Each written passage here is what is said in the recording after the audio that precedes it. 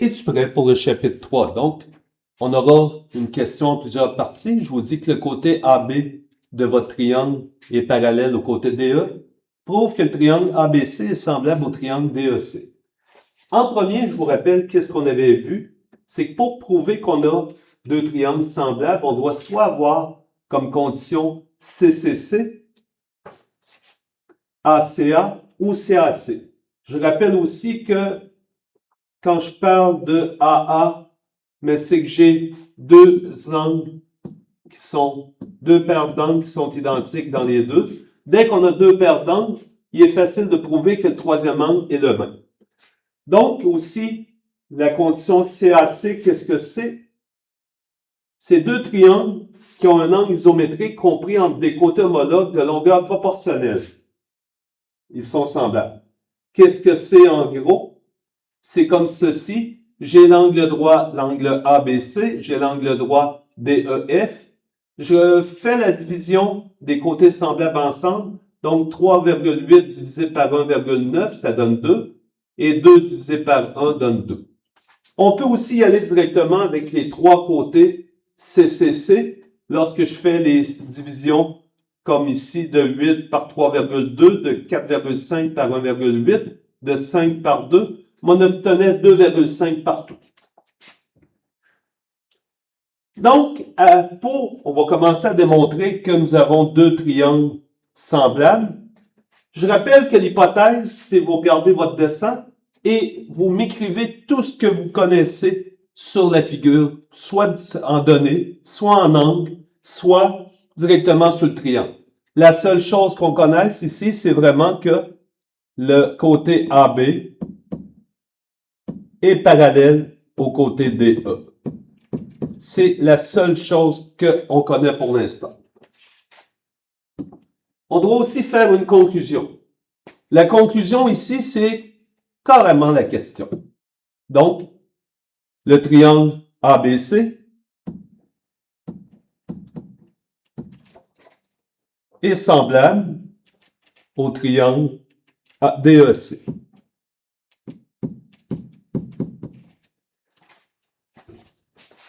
La troisième étape, c'est de choisir avec quelle formule, avec quelle spécificité qu'on veut prouver qu'on a des triangles ici. Comme on ne connaît pas aucune mesure de côté, il n'y a rien qui nous dit qu'il y a des segments qui sont la moitié de l'autre et vice-versa. On va tout simplement y aller avec les angles. Donc, je vais y aller avec le AA. Notre premier angle, c'est de dire que l'angle ECD est congru à l'angle BCA. Autrement dit, l'angle qui est ici. Pour quelle raison? Mais c'est le même angle dans les deux triangles. Ce sont les mêmes angles. La notion de parallèle, là, va être utile. Ces deux droites-là sont parallèles. Et il y a une notion d'angle lorsque vous êtes du même bord de votre séquente.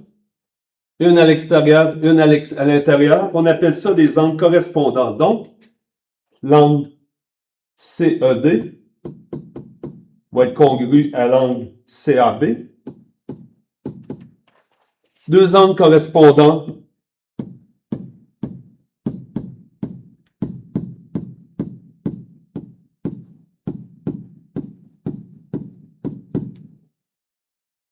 formés par deux parallèles.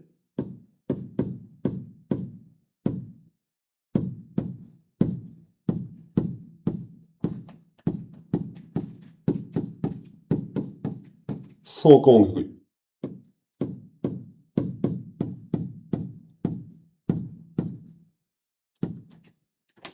Il nous reste la dernière étape, la quatrième, redire la conclusion avec la méthode choisie. Notre conclusion, c'est qu'on disait que le triangle ABC est congru au triangle DEC par la similitude AA.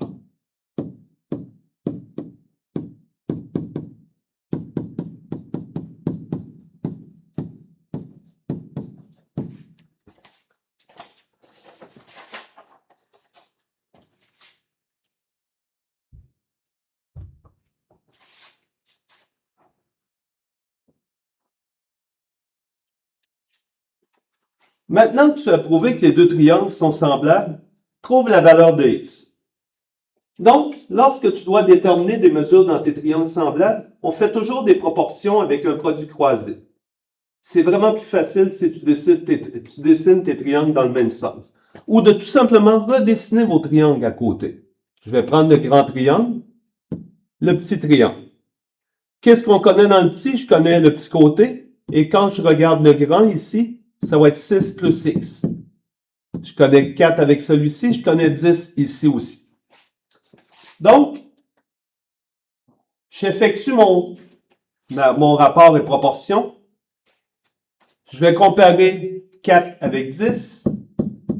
Je vais comparer 6 avec 6 plus x. On fait un produit croisé. Autrement dit, je prends les extrêmes, je les multiplie ensemble, je l'égale au produit des moyennes. Qui veut donc dire 4 fois 6 plus x va être égal à 10 fois 6. 4 fois 6 va faire 24. 4 fois x va faire 4x. 10 fois 6 va faire 60. Je peux donc enlever 24. Il me reste que 4x va être égal à 36. Je divise par 4 et j'obtiens donc x vaut 9 cm.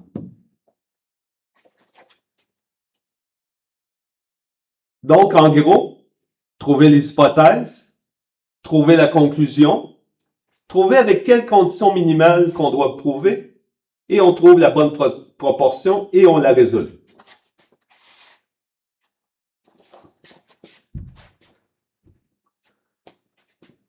J'ai encore besoin de me pratiquer. Il y a souvent des situations où c'est difficile de trouver nos valeurs parce qu'on n'a pas les triangles dans la même orientation.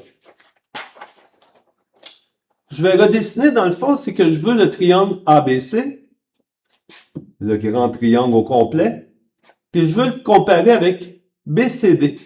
Autrement dit, ce petit bout-là avec le grand. Je vais redessiner le grand. Je vais dessiner le petit dans la même orientation.